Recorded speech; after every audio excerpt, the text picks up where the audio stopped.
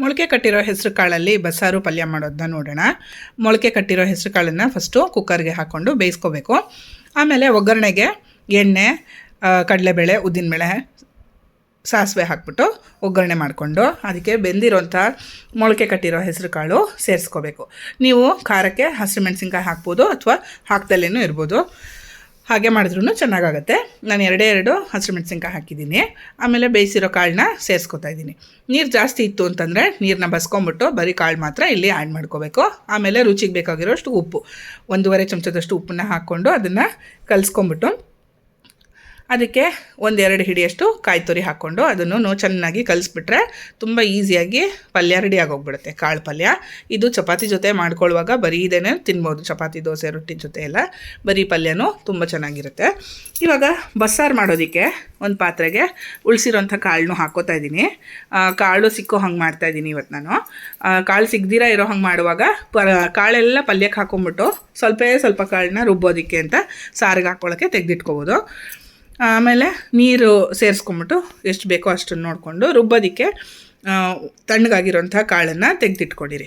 ಆಮೇಲೆ 1 ಹಿಡಿಯಷ್ಟು ಕಾಯಿ ತುರಿ, ಆಮೇಲೆ ತಣ್ಣಗಾಗಿರೋಂಥ ಬೆಂದಿರೋ ಮೊಳಕೆ ಕಟ್ಟಿರೋ ಹೆಸರು ಕಾಳು, ಆಮೇಲೆ ಖಾರಕ್ಕೆ ಬೇಕಾಗಿರೋಷ್ಟು ಸಾರಿನ ಪುಡಿ. ನಾನು 1 ಚಮಚದಷ್ಟು ಸಾರಿನ ಪುಡಿ ಬಳಸ್ತಾ ಇದ್ದೀನಿ. ಆಮೇಲೆ ಅರ್ಧ ಚಮಚದಷ್ಟು ಜೀರಿಗೆ.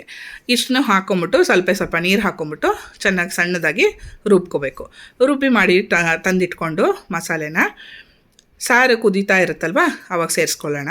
ನೋಡಿ, ಈ ಥರ ಸಣ್ಣದಾಗಿ ನೈಸಾಗಿ ಪೇಸ್ಟ್ ಆಗಲಿ. ಅದಾದಮೇಲಿಂದ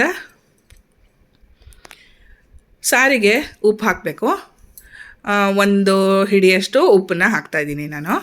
ನೀವು ರುಚಿಗೆ ನೋಡಿಕೊಂಡು ಯಾವ ಉಪ್ಪು ಬಳಸ್ತೀರೋ ನೋಡಿಕೊಂಡು ಹಾಕ್ಕೊಳ್ಳಿ. ಆಮೇಲೆ 1 ನಿಂಬೆ ಹಣ್ಣಿನ ಗಾತ್ರದಷ್ಟು ಹುಣಸೆ ಹಣ್ಣಿಂದು ರಸ ತೆಗೆದುಬಿಟ್ಟು ಅದನ್ನು ಸೇರಿಸ್ಕೊತಾ ಇದ್ದೀನಿ. ನೀವು ಹುಳಿ ಎಲ್ಲ ನಿಮಗೆ ಎಷ್ಟು ಹುಳಿ ತಿಂತೀರ ಅನ್ನೋದನ್ನು ನೋಡಿಕೊಂಡು ಹಾಕ್ಕೋಬಹುದು. ಆಮೇಲೆ ನಾವು ಚೆನ್ನಾಗಿ ಇದನ್ನು ಕುದಿಯೋಕ್ಕೆ ಬಿಡಬೇಕು. ಇವಾಗ ಒಂದು ಎಸಲಷ್ಟು ಕರಿಬೇವನ್ನು ಸೇರಿಸ್ಕೊಂಡಿದ್ದೀನಿ. ಚೆನ್ನಾಗಿ ಕುದಿ ಬಂದಮೇಲಿಂದ ಚೆನ್ನಾಗಿ ಉಪ್ಪು ಹಿಡೀಲಿ ಕಾಳೆಲ್ಲ. ಅದಾದಮೇಲಿಂದ ಖಾರನ ಹಾಕ್ಕೋತಾ ಇದ್ದೀನಿ.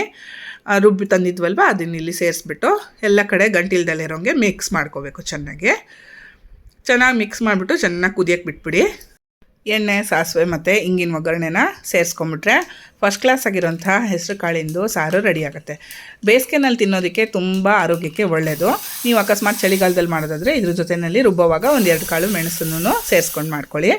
ತುಂಬ ರುಚಿಯಾಗುತ್ತೆ. ಇದು ಅನ್ನದ ಜೊತೆ ಮತ್ತು ಮುದ್ದೆ ಜೊತೆ ತಿನ್ನೋದಕ್ಕೆ ತುಂಬ ಚೆನ್ನಾಗಿರುತ್ತೆ. ನೀವು ಟ್ರೈ ಮಾಡಿ.